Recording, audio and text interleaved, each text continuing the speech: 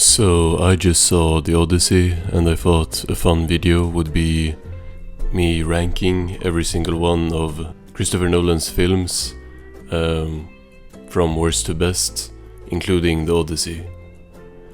Nolan directed a bunch of really big films and I've seen all of them, so we're gonna go starting with what I consider to be his worst movie and go all the way up to what I consider to be his best movie.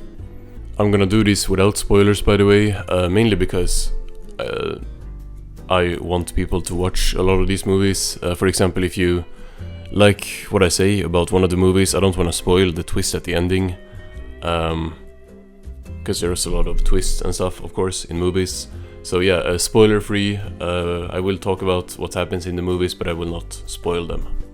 So in 13th place we got The Dark Knight Rises, not to be confused with The Dark Knight. This is a very messy movie. I feel like it might just be a bit too long. Most of Nolan's films and all of his Batman films are very long, but this one I actually felt kind of bored watching. I liked parts of it, like especially the third act, with everything that happens to Gotham, and I liked the backstory stuff, but as a whole, this movie just wasn't for me, and especially the villain, it did not work for me, especially the voice. It was just, I couldn't take him serious, so yeah, that's why it's in 13th place. And in 12th place we have Batman Begins, the first of the three Batman films. I think this is around the same level as the Dark Knight Rises that we just talked about, but this one I think is just a bit more solid overall, whereas that movie was either really boring or pretty good in some parts. Maybe I just don't care about Batman enough to fully enjoy a 3-hour movie about him, where not that much stuff happens. But in this one I liked the asylum stuff a lot, and Cillian Murphy did good. It wasn't a bad movie. I have both of these movies at a 3 out of 5, so like even Nolan's worst movies to me are still like 3 out of 5 or 6 out of 10. So we're already starting off like pretty good. In 11th place we have Tenet. Tenet is maybe a bit too interested in its own concept and not enough interested in the story itself for me. I very much felt like I was watching Inception 2, but just not as much heart in it. The action scenes really make this movie, which is kind of the only reason this is like at 3.5 stars for me and not down with the Batmans. Cause there's some really cool effects and really cool cinematography all over this film. It's just that there are barely any characters in this movie. Like the protagonist is literally just called the protagonist. He doesn't even have a name, we don't know anything about him, we learn nothing about him. The acting is good, but like that's not the problem, it's just that it's not really a character. I did also not care at all for the rich couple plot. I think that was really weak and I didn't like their characters like at all. Maybe it's a bit of a style over substance movie, slightly, but when the style is this good it's still gonna be carried up above other movies. So yeah, 11th place. And kicking off the top 10 we have Dunkirk. The cinematography in Dunkirk is insane. It's just a really good looking film with some fantastic camera work, action and just everything visually is all there. Now the story maybe not quite as interesting, and that's why it's not higher. Like I don't think the characters are as good as in films that we're gonna be talking about later, but it's still it's a little bit like Tenet in that way, where the cinematography kind of carries, but here I like the story more too. So number 9 is Following. This is Nolan's first film and a very good one. It's very simple compared to his later films, which makes sense since there's basically no budget at all here. I still think he did the most with the little that they had available, and Following actually has some aspects of it that, save for Memento, maybe never really showed up again as strongly in Nolan's work, and I really like this film for that. It's a very psychological, low-key film, which is very different from most of his other work. And I like that. I also think it's cool to see completely unknown actors as well, and they both performed. Like, this is a really unique film and all around really strong. Number 8 is The Dark Knight. The Dark Knight to me felt like the Batman movie. Like, it had all the good parts from the other two movies without the bad.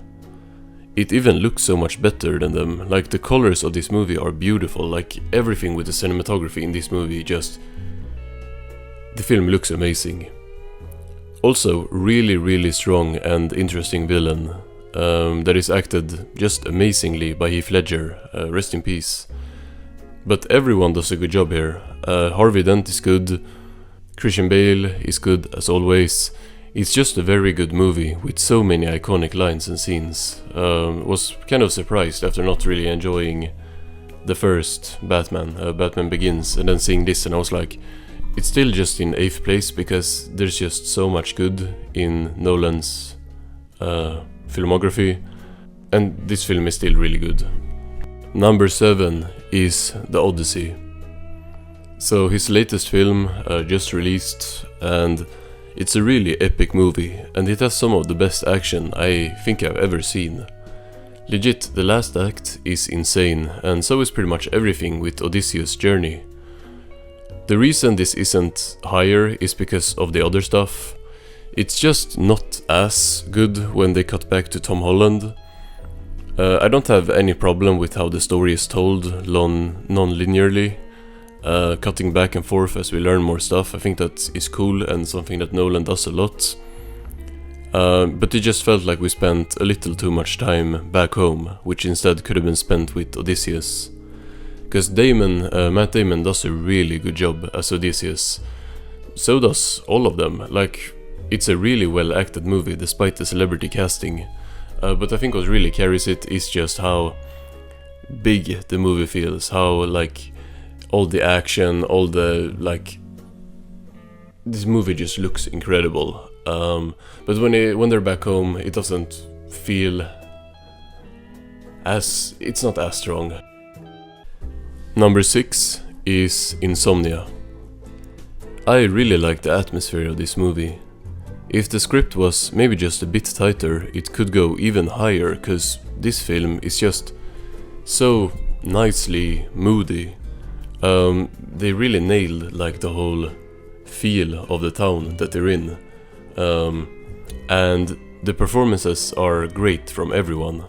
Pacino is fantastic, and the story is very interesting and captivating, like his story following him. And Robin Williams just shows what a great actor he was, because this is a very serious role, like it's a very serious movie. But I really liked him too. Yeah, great movie. Number 5 is Oppenheimer. It's just great. I don't have much to say about Oppenheimer, to be honest. When I saw it in theaters when it came out, and I was kind of blown away. Like, it wasn't my favorite movie ever, but I was just like, oh, this is a great movie. Yeah, Cillian Murphy does a great job as Oppenheimer.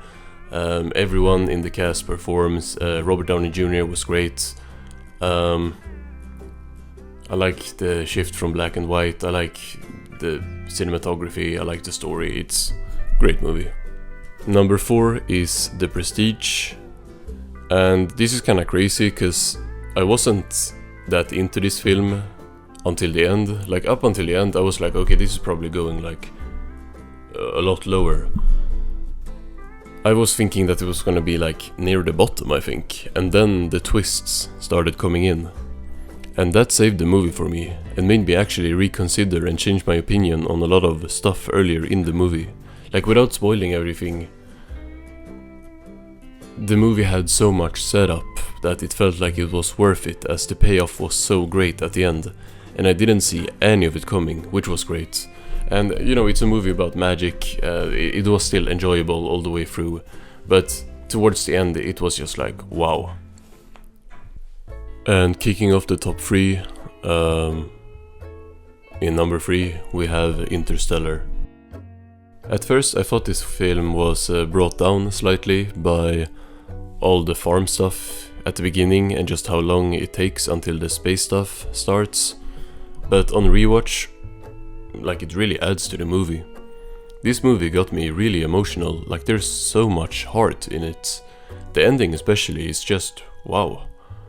I like all the characters, the different motivations and secrets between them makes the film so engaging to watch, and I noticed on rewatch how much foreshadowing there is for everything that comes later in the movie. Like, there's a lot of setup and payoff, and I really like that.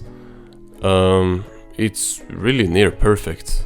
Like, if I could complain about anything to justify it being number 3 and not higher, it would be that still some of the scenes back home felt like they didn't add enough to the plot to justify their inclusion, but that's just a nitpick. It's a fantastic movie with fantastic performances. Matthew McConaughey did way more than I thought he actually could, and the actress for Murph as a child, she gave an outstanding performance as well. But really everyone was great, like Anne Hathaway, Matt Damon, they had great roles. I really liked Gyasi a lot too, because he had some really powerful stuff to his character. Without spoiling too much again, a lot of sci-fi stuff really tied in with like the emotions of the characters and stuff, and made it feel like really a story, and I liked that a lot.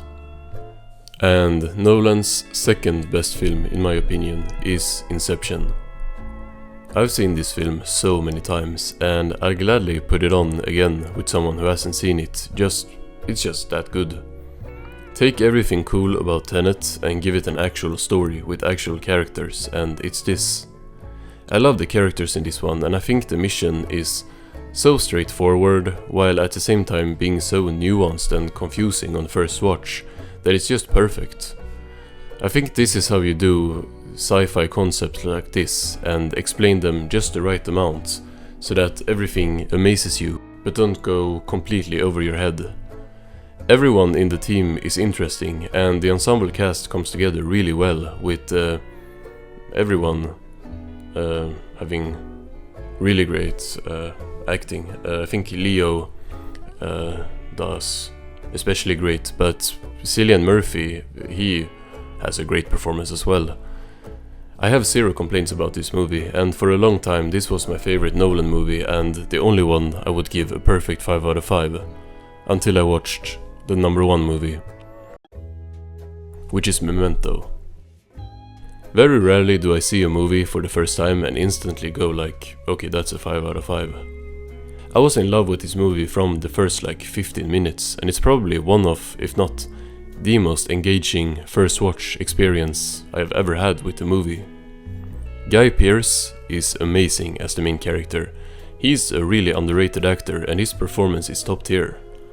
He manages to be so funny while not taking away from the movie's very serious tone and very serious themes. Like, the whole movie is a really dark and serious movie, but he and characters like Teddy and Bert, they all manages to get in these funny lines and like these funny small situations with each other, and I think that's great. What really makes this movie perfect is the script and the direction. I love how the story is told here, backwards with small intermissions of him in the hotel. I think of like, Nolan does this a lot, where it's non-linear storytelling and we cut between different things that are happening at different times and stuff, but I think this is definitely the best example of that. It just makes the viewer so engaged, and all the twists that come with this movie makes it I think it's a flawless movie that's in my top 3 of all time, and it is my number 1 Christopher Nolan directed film. Let me know, y'all, the lists y'all have in the comments. If you haven't seen every movie, which most people probably haven't, because like Following is, I don't think that's a big movie, but rank the films you have seen, or just give me your top 3 or whatever, or your favorite film, anything. Yeah.